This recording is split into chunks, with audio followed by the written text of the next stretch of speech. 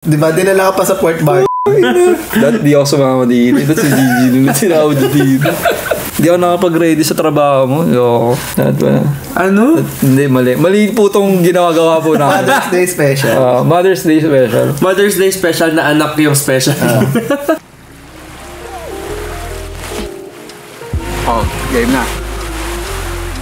Diba, sakto. Anak ng OFW sa Hong Kong. Oo.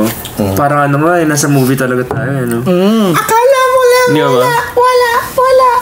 Hindi naman ako umabot sa ganun. Pero very limited talaga yung sobrang quality time namin ng mama ko na okay kami. Sobrang hardworking kasi talaga ng mama ko eh.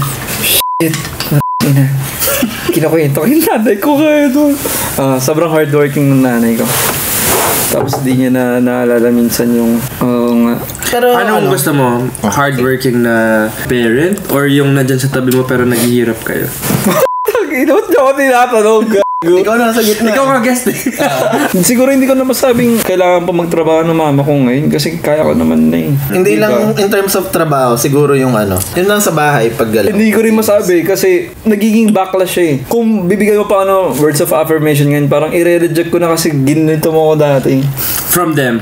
Oo. Parang Yun doon ka used to eh. parang hirap i-accept na ngayon niya ako binabawian. Kung babawian perception mo, binabawian ka? Ganun? Hindi naman. Hindi din. Pero syempre, yun nga yung words of affirmation nga yung language ko. Kaya parang kulang. Yun yung wala sa bahay namin na kaya lagi kaming nag-usap ni Gigi. Lagi kong sinasabi sa kanya na thankful ako nakilala ko yung parents niya. Yung mga tao sa bahay nila. Kasi nga, hindi, seryoso. Kasi nga never, kasi sa bahay nila, siya eh, Disney princess yan eh. Ang Disney princess ng Taytay. Yung niya pag sumali ng PBB. Pero tingin mo sa family mo, yung actions na gagawin nyo ngayon, is it too late to mend things? Ngayon, kung sasabihin mo kasi sa akin yan, hindi ko kung gagawin na yun feeling ko hindi pa too late. Feeling ko ma-accept ko pa rin siya. Pero however, ikaw sige ko.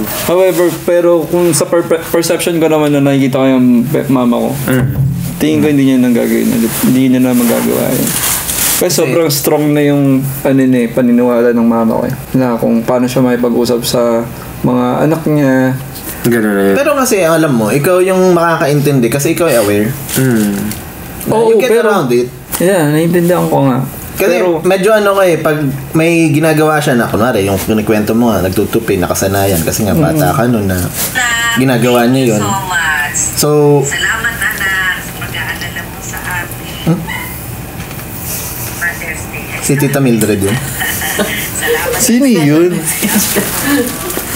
Nanik ko. Kala ko phone touch Tita Mildred. Di ba pag gano'n nakaka-touch?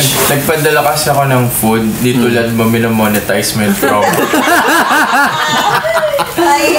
Hoy, di ba kami na-monetize? So, mga viewers, Mother's Day special, kaya kinukwento kay mama. And hindi siya mahirap para sa akin i-kwento yung experience ko kasi ganun ako ka-open. Siguro, growing up, wala akong pinagkukwentuhan. Kaya thankful ako na may pinagkukwentuhan ako. Nandiyan na yung ambulansya? Sobrang dumating na sobrang thankful kasi naka-live tayo sa mga tao, di ba?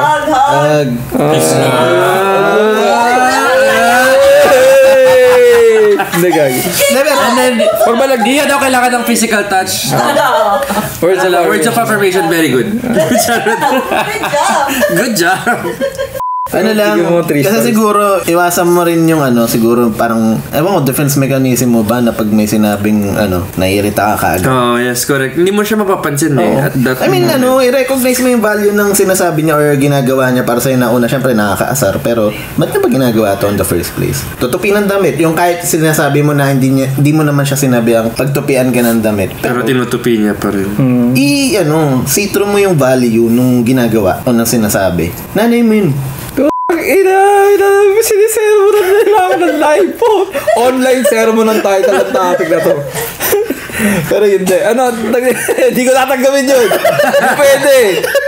Hindi nananahimik kayo dyan. Huwag mo ano yun yan. Huwag mo itupi yan. Kaya ko yan.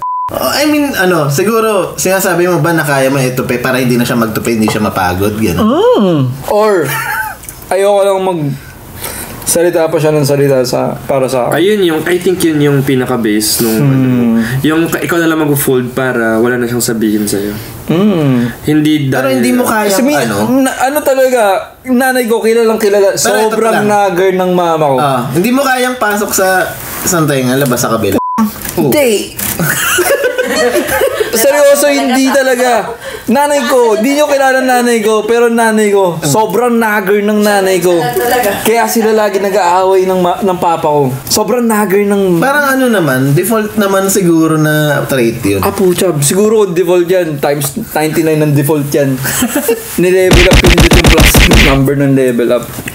Seryoso. I mean, embrace mo ugali niya, gagawin mo. Ayun na nga, wala akong magawa eh. Kaya nga, ako yung nag-adjust. Diba, kwento ko sa inyo lagi na, pag simpleng usap lang, sobrang simpleng usap lang, lagi kami nag-end up ng away. Sobrang away. Yung away na yun, nagiging sobrang taas ng level ng away. Like, minsan umabot kami sigawan, gano'n. Pag napapansin ko na tumataas yung boses ko, or napapasigaw ako, shit, ikakwento ko yung nakaraan.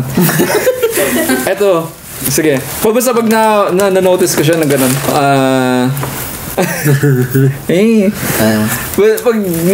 basta pag nanonotice ko siya, ako na yung lower down ako, then umalis ako. Ayoko naman talaga. Dito na. Sorry Ma! Putang ina, paano itag mama ko dito? So, itag mo si mama. Wag. Kayo mo si mama. Wag. Papanood mo na lang sa kanya.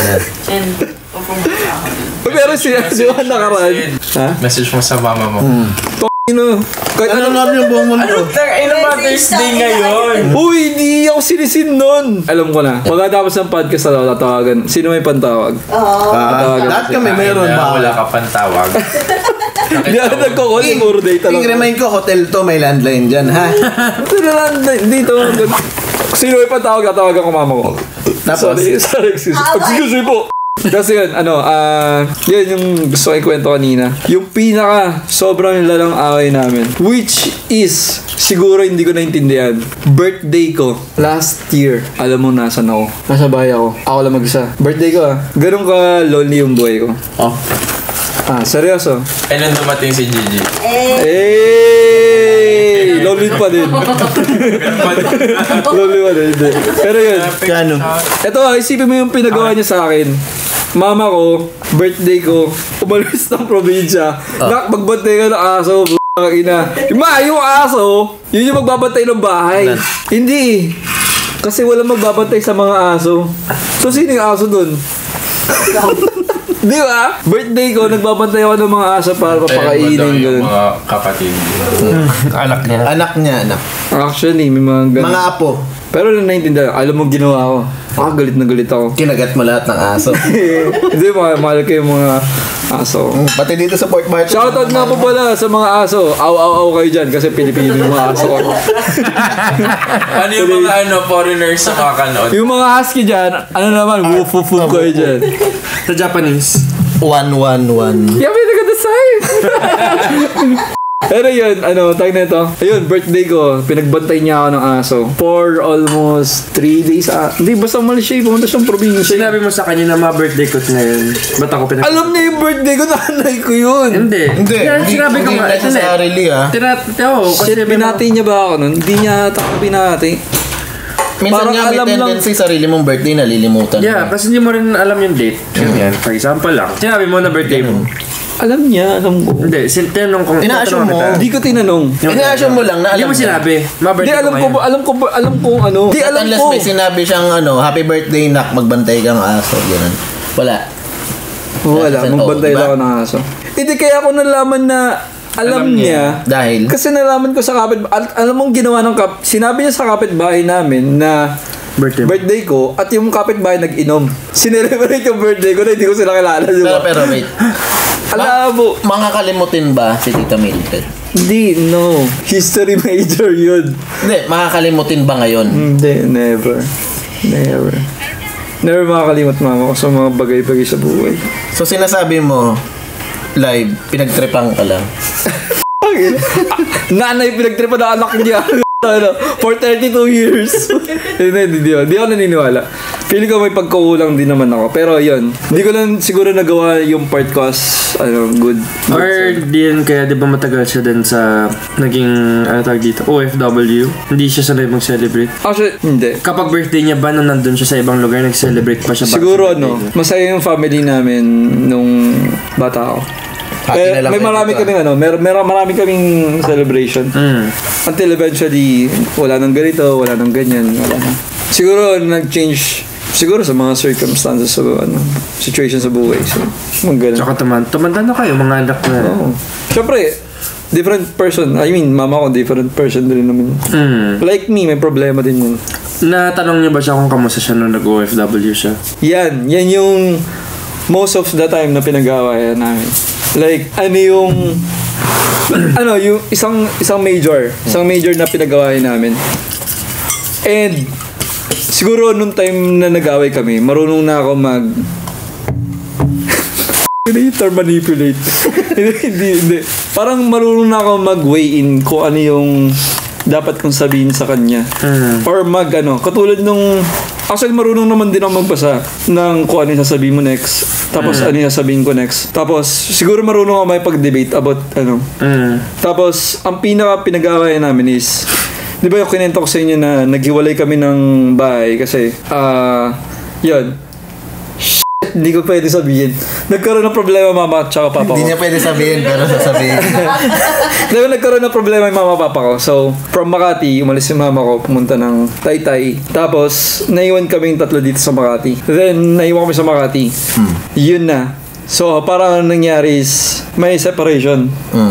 Dahil may separation, hindi ko naintindihan na kinimkim pala yun ng mama ko, yung separation na yun. Kasi kayo, kapatid nandun sa daddy niyo? Oo.